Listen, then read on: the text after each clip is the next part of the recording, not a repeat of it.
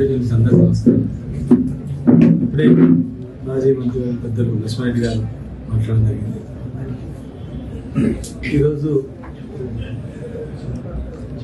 మా నాన్నగారు 69 ఉద్యమం కోఆర్డినేటర్ మా నాన్న మా అమ్మ ఆవిష్కరణకు వచ్చినటువంటి లక్ష్మారెడ్డి గారికి, రామ్మోహన్ రెడ్డి గారికి, ఆంధ్రప్రదేశ్ రెడ్డి గారికి, అంజనా గారికి, మా ఎమ్మెల్సీ రేవంత్ రెడ్డి గారికి, మరియు మా గుప్తా గారు, జయరాయ్ గారు, ఇక్కడ చాలామంది పెద్దలు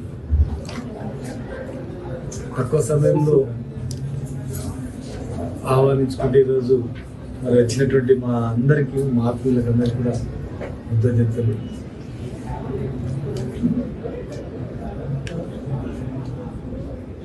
ఇప్పుడే చాలా విషయాలు మాట్లాడడం జరిగింది. నేను ఉమ్మడి జిల్లా సంబంధించినటువంటిది అత్యంత ప్రమాదకరమైనటువంటిది ఆల్మట్టి డ్యామ్ పెంపలండి. మన బతుకుదరివే వ్యవసాయం. వ్యవసాయం లేకపోతే మన బతికిలేదు. ఇక్కడ ఏం లేవు, పెద్ద ఇండస్ట్రీస్ లేవు, వేరే ఏం లేదు. మన అందరం బతికేదాన్ని. ఇప్పటికే పోతిరేడుపాడు పక్క పెట్టి అనేక అక్రమంగా నీళ్ళు తీసుకుపోతున్నాము. మన వర్షాకాలం ఎండాకాలం నాడు మొత్తం ఎండిపోయింది కృష్ణ. పైన కర్ణాటకలో కట్టినటువంటి బ్యారేజ్ల వల్ల, డ్యామ్ల వల్ల టోటల్ గా నీళ్ళు రాకుండా అయిపోయింది. మళ్ళీ ఇప్పుడు ఆల్మట్టి ఎత్తు పెంచుతున్నారంటే 100 TMCల పైగా దాదాపు 1,50,000 ఎకరాల ల్యాండ్ ని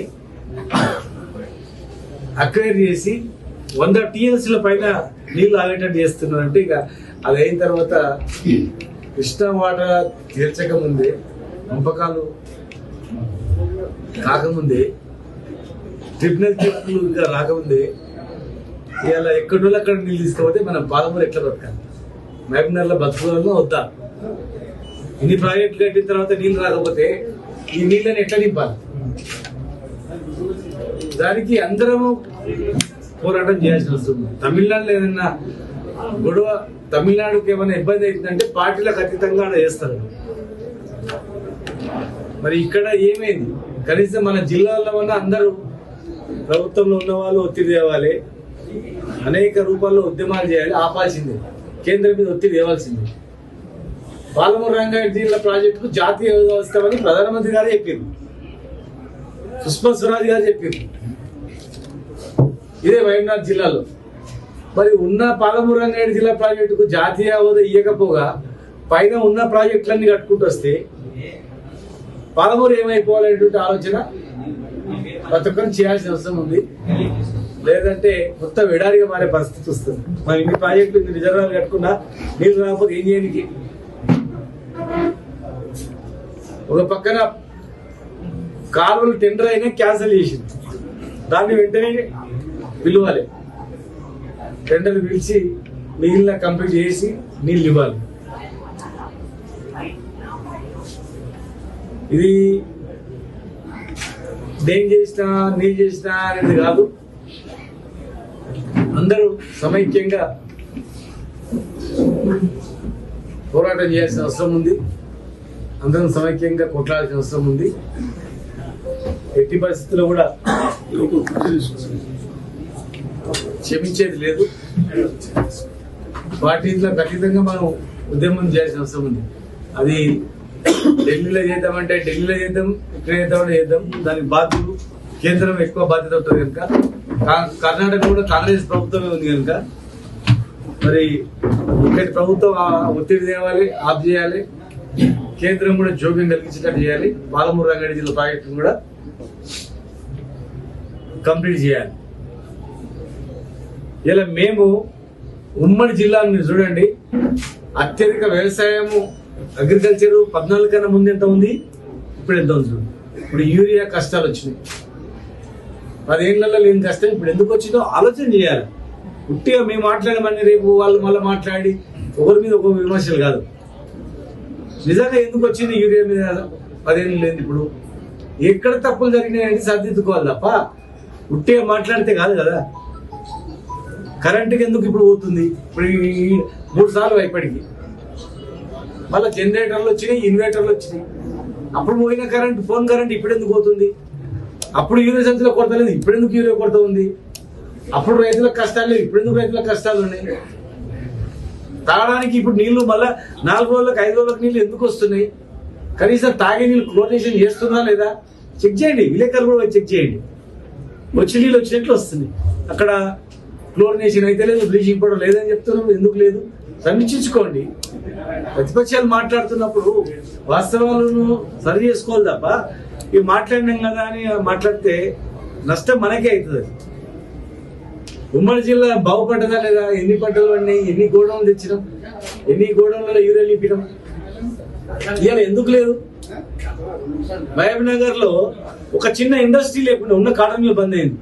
మరి 10,000 మందికి ఉపాధి అవకాశం కలిగించే అంత పెద్ద అమరావతి ఇండస్ట్రీ తెస్తే పొల్యూషన్ అని చెప్పి పుకార్లు కొట్టించింది.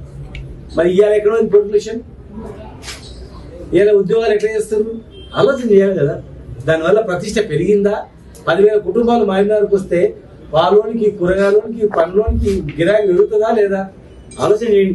అలాంటి 10 వస్తుండే, ఇంకా 10 ప్లాన్ చేసినాం, 40 ప్లాన్. పెద్ద హాస్పిటల్, ఒక హాస్పిటల్ ఉందా రాష్ట్రంలో? ఒక హాస్పిటల్ ఎక్కడ ఉందా? జిల్లా హెడ్ క్వార్టర్ జడ్చర్లోకి ఉపయోగపడుతుంది, కొడంగల్కు, కోసికి ఉపయోగ, నారాయణపేటకు ఉపయోగపడుతుంది, దేవరకథకు ఉపయోగపడుతుంది. జిల్లా హెడ్ క్వార్టర్ అంటే అందరికి ఉపయోగపడుతుంది. వీళ్ళందరి సహకారంతోనే చేస్తాం. పెద్దది మీరు చేయాల్సినవి రోప్వే దాదాపు 200 కోట్లు పైన, 100 రూమ్లు, ఏసీ ఫంక్షన్ హాల్స్. మహబూబ్నగర్ కాన్స్టిట్యూన్సీలో పోతారా? ఉమ్మడి జిల్లా మొత్తం అడిగి వస్తారు. ఇప్పుడు దాదాపు 200 కోట్ల వరకు టెండర్ అయ్యండి. ఎక్కడ కూడా బడ్జెట్ పైసలు వచ్చి బ్యాంకులో పెట్టరు, పని కొద్ది బిల్ చేస్తారు అంతే. టెండర్ అయిందంటే సాంకేతికంగా అన్ని ఉంటాయి. ఆ రూపాయి పైన దృష్టి పెట్టండి. 120 కోట్లతో మైనారిటీ స్కూల్ ల్యాండ్ అలాట్మెంట్ అయింది, స్లాబ్లు పడ్డాయి, అది కంప్లీట్ అయ్యి ప్లాన్ చేయండి. గురుకులాలు అన్ని ఎస్సీ, ఎస్టీ, బీసీ, ఓసీ అందరు చదువుకున్న గురుకులాల మీద దృష్టి పెట్టండి. శాంక్షన్ అయినవి అంత పెద్ద హాస్పిటల్ కట్టినాం, ప్లాస్టింగ్ చేసిన వరకు కలర్ చేసిండ్రు. దాదాపు 500 కోట్ల పనులు టెండర్ ఇవ్వాల. ఎక్విప్మెంట్స్ అన్ని కూడా కొత్తవి. పుట్టి బిల్డింగ్ ఇనాగరేషన్ చేస్తే కాదు, 570 కోట్ల ప్రతిపాదనలు, మొత్తం 3D ఆపరేషన్స్, 8 ఆపరేషన్ థియేటర్స్ అన్నీ ఉన్నాయి. దాని మీద దృష్టి పెట్టండి. అది అన్ని జిల్లాల వచ్చి ఆడ చూయించుకుంటారు. పక్కన పెద్ద టూరిజం హోటల్, అది 3 ఎకరాల్లో 400-500 రూములు. ఇలా పెద్ద పెద్ద కంపెనీలు వచ్చినప్పుడు ఉండడానికి ధీటైనటువంటి జిల్లా హెడ్ క్వార్టర్ అని చెప్పి చేసినామని. ఇప్పటికే లీజుకి ఇచ్చారు, 100 ఏళ్ళు లీజు తీసుకోవడానికి పుకార్లు లేపారు. అట్లే ఇప్పుడు బేస్మెంట్లు పడి ఉన్నాయి, సెల్లార్ వేసింది అంతే. 2 ఏళ్ళ నుంచి ఆ సెల్లార్ పైకి వదులుతలేదు. ఉన్న సీట్లు తుప్పుపట్టి ఖరాబ్ అయిపోతాయి. ఖరాబ్ అయి మళ్ళీ ఏమిటి పనికిరా కూడా అవుతుంది. అది జిల్లా హెడ్ క్వార్టర్ అంటే ప్రతి ఒక్కరు వస్తారు అడిగి, ప్రతి జిల్లా నుంచి, ప్రతి కాన్స్టిట్యూన్సీ ఇక్కడ వస్తారు. పెద్ద కన్వెన్షన్ సెంటర్ అది. ఇంటర్నేషనల్ ఏమైనా బిజినెస్ కావాలి ఇక్కడ అంటే పెద్ద పెద్ద ఇండస్ట్రీస్ వస్తే చూస్తారు. 3 స్టార్ హోటల్ మన్నెకొండ దగ్గర పెద్ద హోటల్, అది స్లాబ్ వేసి పెట్టు. దాని మీద దృష్టి పెట్టి చేయండి. ఉట్టిగా ఎందుకు ఎవరి మీద ఎవరు అనుకుంటే కాదు. మన జిల్లాని మనం డెవలప్ చేసుకోవాలి. సమయం వచ్చింది మీకు, మీరు చేయండి. ఇలా Mahabubnagar urban development authority Venkateswara Reddy గారు, మేము ముగ్గురు కలిసి ఏర్పాటు చేస్తాం. ఆ డబ్బులన్నీ కూడా అందులో పోతున్నాయి, గవర్నమెంట్కి వెళ్ళిపోతున్నాయి. ఇలా 40 కోట్లు ఇలా ఖర్చు పెట్టుకుంటారంటే ఆ రోజు మేము ఏర్పాటు చేసి కష్టపడి ఒక లెవెల్ తెచ్చినందుకు 2-3 ఏళ్ల తర్వాత స్టీమ్ లైన్ లేదు. కొత్తగా ఏర్పడినప్పుడు మాకు ఇబ్బందులు ఉండే. కొత్త జిల్లా హెడ్ క్వార్టర్ అని లక్ష్మీరెడ్డి గారు రిక్వెస్ట్ చేసి నేను అడుక్కొని, జిల్లా హెడ్ క్వార్టర్ ఇక్కడ హాస్పిటల్ ఉంటుంది, జిల్లా హెడ్ క్వార్టర్ లాగా పెద్ద టౌన్ కనపడాలి, మొట్టమొదటిగా నేను మహబూబ్నగర్ లా ఏర్పాటు చేసుకుంటా అని చెప్పి అడుక్కొని, దండం పెట్టి అడుక్కొని, ఎక్కువ నిధులు పెట్టి ఇక్కడ ఇంటర్నేషనల్ హైదరాబాద్ లెవెల్ చెట్లు కానీ, డివైడర్స్ కానీ, లైట్లు కానీ అవన్నీ నేను ఏర్పాటు చేసిన.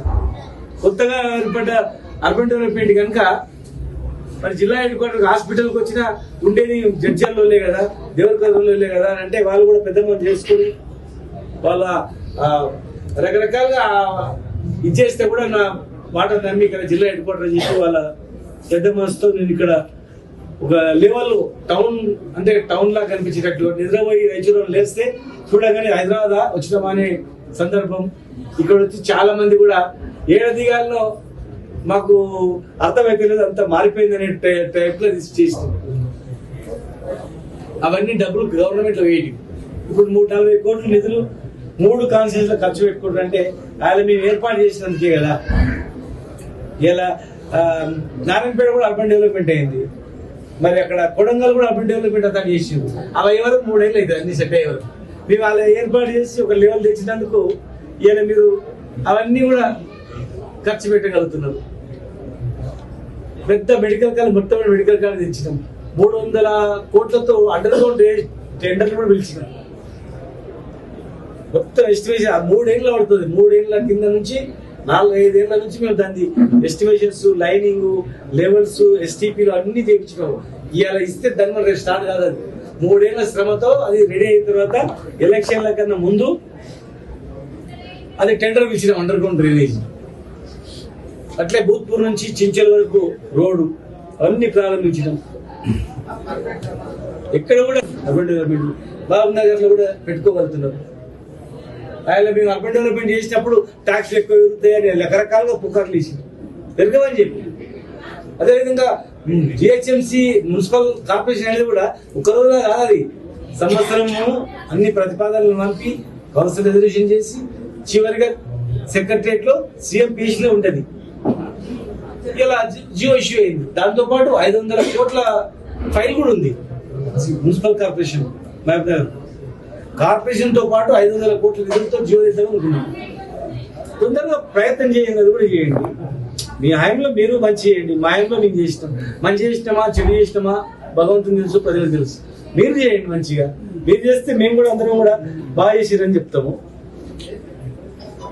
ఇలా ఏం జరగలేదు 10 సంవత్సరాలు అంటే ఇలా ఏ ఊర్లో పోయి అడగండి, ఒక రైతును పోయి అడగండి, ఏం చేయలేదు మేమే బాగా చేసినామని. ఇట్లా కాదు, మీరు అనడం, మిమ్మల్ని కాదు. అన్ని జిల్లాల స్వరూపం వేరు, మన వైద్యనాథ్ జిల్లా వేరు. అత్యంత పేదరికమైన జిల్లా ఇది, వ్యవసాయ జిల్లా ఇది, దారుణంగా నష్టపోయినటువంటి జిల్లా ఇది. మరి మీరు కూడా ముఖ్యమంత్రి గారి మీద ఒత్తిడి తీసుకొచ్చి తొందరగా పాలమూరు రంగారెడ్డి జిల్లా ప్రాజెక్టు టెండర్ పిలిపించినట్లయితే మనం జిల్లాకు మంచిగా ఉంటుంది.